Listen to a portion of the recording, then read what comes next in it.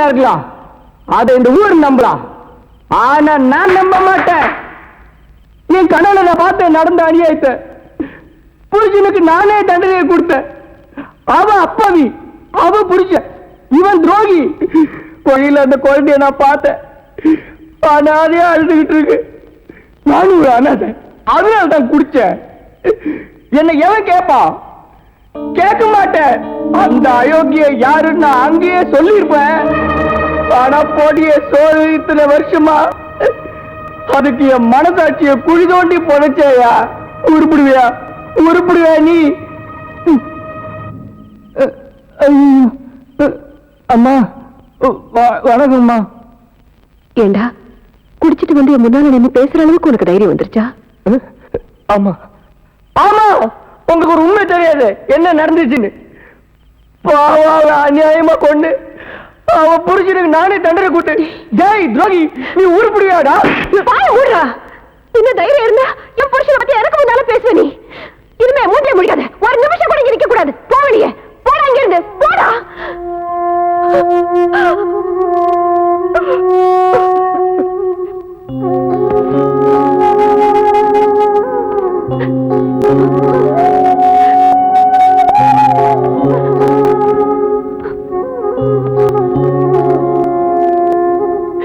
என்னடி என்ன சத்தம் மட்டும் போறான்?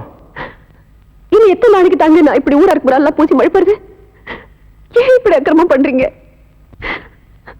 தங்க சொன்னதுல நிஜமா? அந்த பொண்ணு கொன்னது யாரு சொல்லுங்க. நான் தான். எங்க போய் சொல்லணுங்கிற? ஊருக்கு மத்தியில சொல்லணுங்கிறியா? கண்டோரா போட்டு சொல்லணுங்கிறியா? சொல்றேன். நீ பொட்டு அழிச்சுக்கிறியா? காலை எடுத்துட்டு முந்திச்சு நின்னுக்கிறியா? சொல்லு, நான் தான் கொன்னேன்னு சொல்றேன்.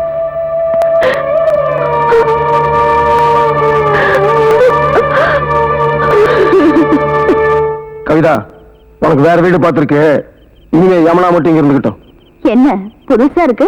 ஆமா புதுசுதான், ஒரு மாற்றம் வேணும் இல்ல? என்ன விளையாடுறீங்களா? இனிமேதான் விளையாடணும். யமுனா இல்ல, அவளுக்காக தான் ஏற்பாடெல்லாம் பண்ணிருக்கேன். அது என் உயிர் இருக்கிற வரைக்கும் நடக்காது. அடுக்க போறியா? ஏற்கனவே அவளை தூக்கிட்டு வர சொல்லி ஆள் அனுப்பிச்சாச்சு. முதலாளி முதலாளி, நாம மோசம் போயிட்டு முதலாளி. காத்திருந்தோம் பொண்டாட்டிய நேத்து வந்தோம் பறிச்சிட்டு போற மாதிரி. ஐயோ, நீங்க பாலூட்டி வளர்த்த கிளி, அந்த பஞ்சவர்ண கிளி யமுனா இருக்காளே, அவளும் ரங்கனும் வாய்க்கா வரப்பெல்லாம் தோப்பும் துறவெல்லாம் போமா ஊர்வலம்னு அலைஞ்சு திரியறாங்க. என்ன ஊர்வலமா போறாங்க? அப்படியே ரெண்டு பேத்துக்கு சபவலமாக்குங்கடா. எனக்கு கிடைக்காதவ யாருக்கும் கிடைக்க கூடாது. இல்ல பத்னி ஆகணும் தானே அவன் பின்னாடி போறான். அவன் கண் முன்னாடி நம்ம ஆளுக்கு 10 பேர்த்து விட்டு பத்னி இல்லாமக்கிறா. என்ன கூட்டி இந்த அநியாயத்தை சொல்ல போறேன்.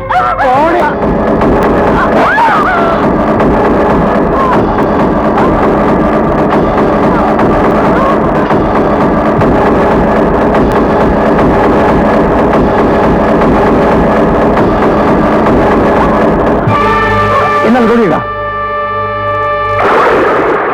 அந்த அப்பாவை கொண்டு கொண்டுட்டு அவ புருஷனுக்கு மாப்பிள்ளை ஊர்வலம் வச்சிருக்கா அந்த ராஜமாணிக்கம். இதுக்கெல்லாம் நீங்களும் உடனடியா இருந்திருக்கீங்க. நீங்களும் ஒரு மனுஷனா? ஆமாண்டி, நான் மனுஷன் இல்ல. நீங்களும் சத்தம் போடாங்க. சத்தம் போடுவேன். இப்போது நான் சொல்றது கேட்க போறீங்களா இல்லையா? நான் கேட்க மாட்டேன். எனக்கு யாரு இருக்காங்க? யாருமே இல்ல. நான் நம்ப மாட்டேன். நான் யார் பத்தி கேட்க மாட்டேன். போய்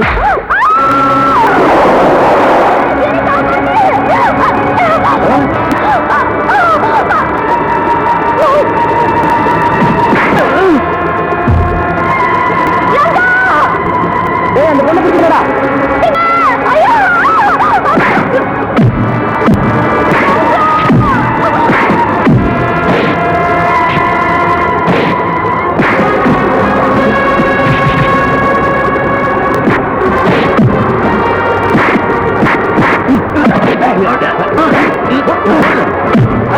அந்த பொண்ணு பிடிச்ச தண்ணி அடிச்சு போயிடுச்சு. இதுல கட்டி இழுத்துட்டு வாங்கடா.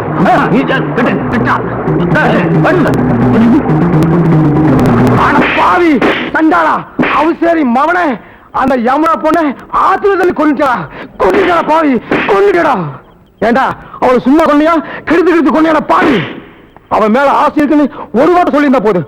அவளையும் உனக்கு கட்டி வச்சு அழகு பார்த்துக்கொண்டா. முதல்ல தள்ளிட்டு சினிமா மண்டல் அடிபடி செத்து போயிட்டாங்க. உன்னை மகனமா நினைச்சாடா உன்னை முதலாளி முதலாளி.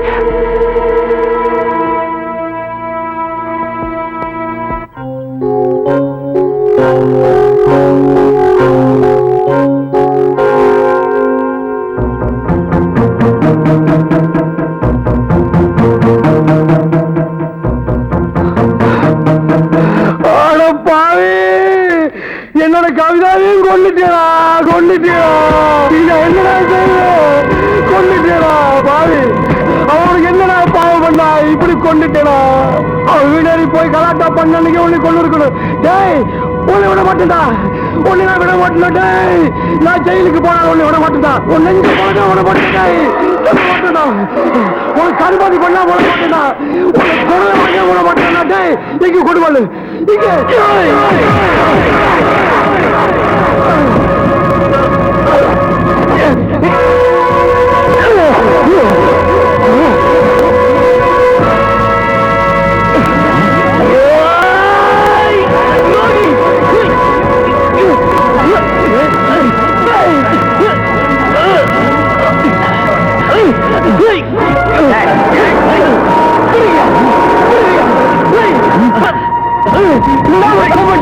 யாரையும் கொலை பண்ணல.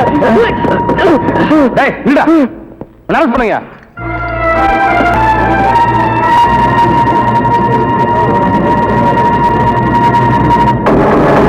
அந்த அனர்த்தம் இவனை என்ன பண்ணிச்சு? பாவி அவளையும் ஆத்திர தள்ளி கொண்டுட்டானே. கொன்னுடுவேன்னு அடிக்கடி மிரட்டுவான். சொன்ன மாதிரி அந்த அம்மாவை கொண்டுட்டானே.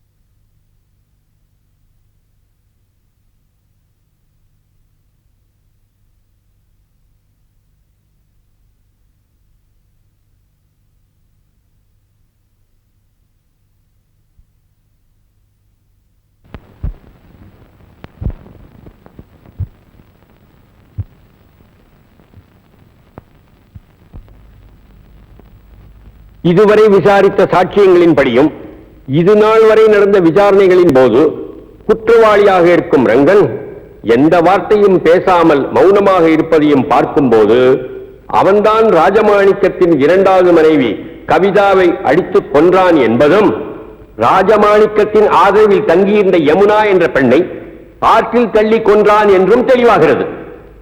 ஆகவே இந்திய குற்றவியல் சட்டப்படி குற்றவாளிக்கு உயர்ந்தபட்ச தண்டனையாக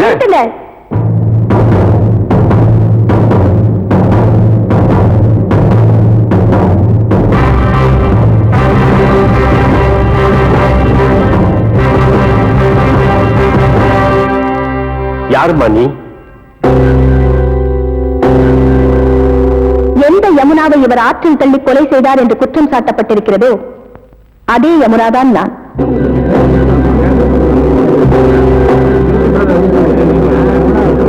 ஆர்டர் ஆர்டர் ஆர்டர். கொலை செய்யப்பட்டதாக கூறப்பட்ட யமுனா இந்த பெண் தானா? மிஸ்டர் ராஜமாணிக்கம் உங்களை தான்? ஆமா. My god. கனம் நீதிபதி அவர்களே, இந்த வழக்கு சம்பந்தமாக சில முக்கியமான உண்மைகளை கூற வந்திருக்கும் எனக்கு அனுமதி அளிக்க வேண்டும் என்று கேட்டுக்கொள்கிறேன். அனுமதி அளிக்கிறேன்.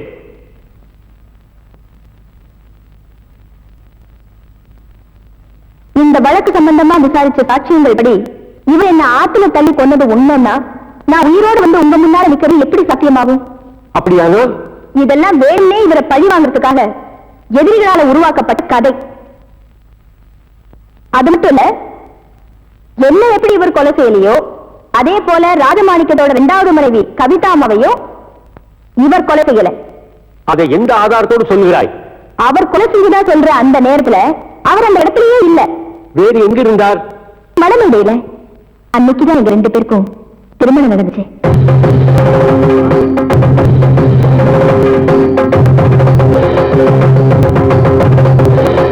இதோ இவர் எனக்கு கட்டின தாலி.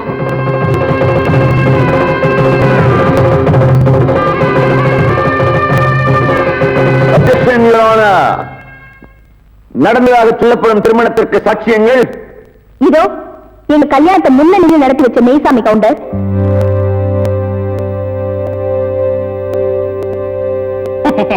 எங்க கல்யாணத்தை மந்திரம் சொன்ன புரோகிதர் சீனிவாச ஐயங்கார், நேரம் வாசிச்ச பொன்னுசாமி, சமையல்கார வரதப்பிள்ளை. புராண அந்த சாட்சியங்களை விசாரணை செய்ய அனுமதிக்குமாறு உங்களை வேண்டிக் கொள்கிறேன். Yes proceed. தேங்க்யூ. நீங்க போலாம். மெய்சாமி கவுண்டர், மெய்சாமி கவுண்டர், மெய்சாமி கவுண்டர்.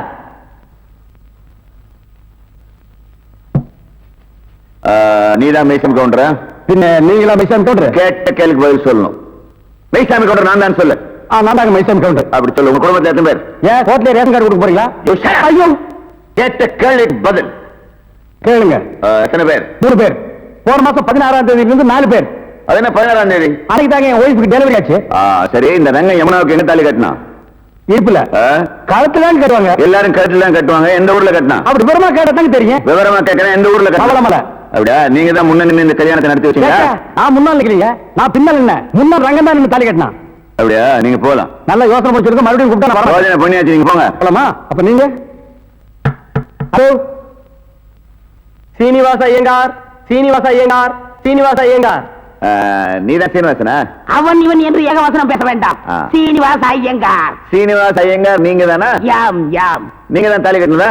ஐயோ, நான் கட்டலங்க. நீங்க தான் மந்திரம் சொல்ல சொல்லி தாலி கட்ட சொன்னீங்களான்னு கேக்குறேன். ஆமா ஆமா ஆமா. ஆக உங்களுக்கு அந்த கல்யாண மந்திரம் எல்லாம் தெரியும். கண்டிப்பா. எங்க கொஞ்சம் சொல்லுங்க பார்க்கலாம்.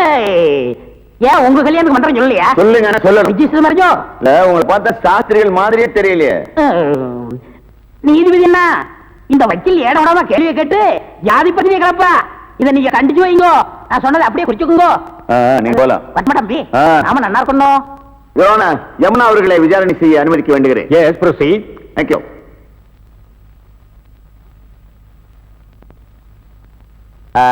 கல்யாணம் நடந்ததா சொன்னீங்க, முதல் இரவு நடந்ததா? நடந்தது. விடிய விடியவா? ஏன் வெடிஞ்சதுக்கு அப்புறம் நடந்தா என்ன பண்ணுவேன்? தலைய பத்திங்களா? தலையை பாக்குற மாதிரியா வச்சிருக்கான், செவத்துக்கு சுண்ணாம்பு படிச்ச மாதிரி. பெண்ணோட பெருமையை உடாதவர் இந்த வக்கீல் நினைக்கிறேன். இந்த கேஸை நம்ம தோத்து போயிடுவோங்கிற பயத்தை அநாகரிகமான கேள்விகளை கேட்டு பெண் இனத்தையே அசிங்கப்படுத்துறாரு. வழக்கறிஞர் கேட்க திறந்த கேள்விகளை மட்டுமே கேட்க வேண்டும் என்று கோர்ட்டு உத்தரவிடுகிறது. Judgement reserve.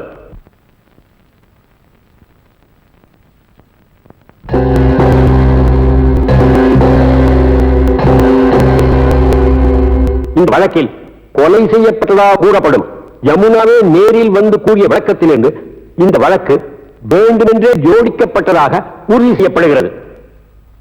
மேலும் ராஜமாணிக்கத்தின் 2வது மனைவி கவிதாவை ரங்கன் தான் கொலை செய்தான் என்பதற்கு உள்ள சாட்சியங்களைப் போலவே கொலை நடந்த இடத்தில் ரங்கன் இல்லை என்பதற்கும் வலுவான சாட்சியங்கள் இருக்கின்றன. அதையும் ஒதுக்கி தள்ளி விடுவதற்கில்லை. எப்படி அவர் யமுனாவை கொலை செய்யவில்லையோ அப்படியே ஏன் கவிதா கொலைகின்ற நேரத்தில் அவர் அங்கே இல்லாமல் இருந்திருக்க கூடாது என்ற சந்தேகம் எழத்தான் செய்கிறது. எனவே சட்டப்படி அந்த சந்தேகத்தின் பலனை குற்றம் சாட்டப்பட்டவருக்கு சாதகமாக கொண்டு ரங்கனை விடுதலை செய்து தீர்ப்பளிக்கிறேன்.